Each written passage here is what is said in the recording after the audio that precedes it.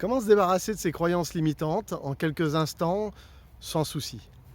Bonjour, je m'appelle Alexandre Gavache et je suis expert en préparation mentale. Avant toute chose, vous pouvez liker ma vidéo, vous pouvez également la partager au plus grand nombre.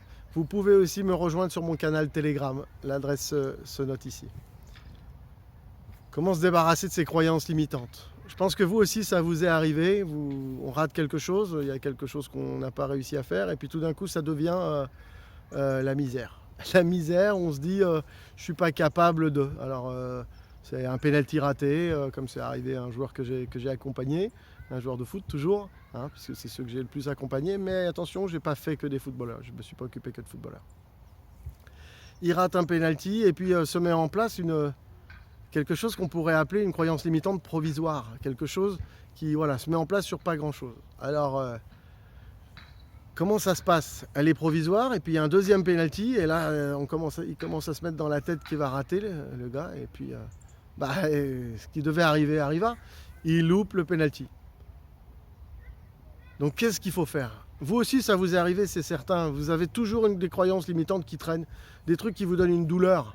Hein, c'est pas bon la croyance limitante, ça fait pas de bien, c'est un vrai problème.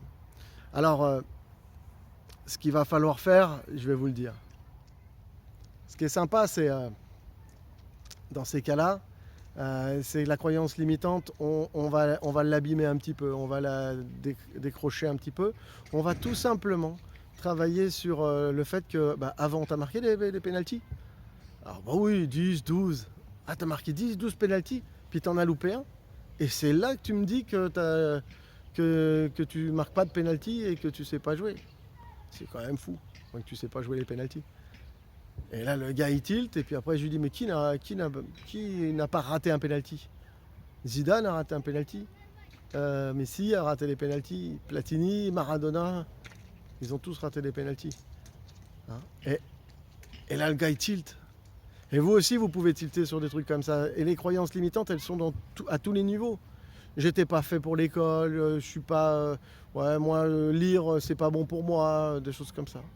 Mais non, on peut tout enlever. Alors quand c'est une croyance dynamisante, alors là, il n'y a pas de souci. Elle est bonne, donc on va la garder. Quand c'est une croyance limitante, je pense qu'il faut l'enlever. Mais c'est vous qui voyez, si vous voulez la garder, vous la gardez. Moi, je vous la laisse.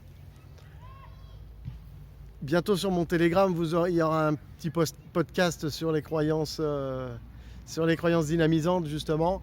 Je vous encourage à y aller et à aller sur mon canal pour apprendre plein de nouvelles choses.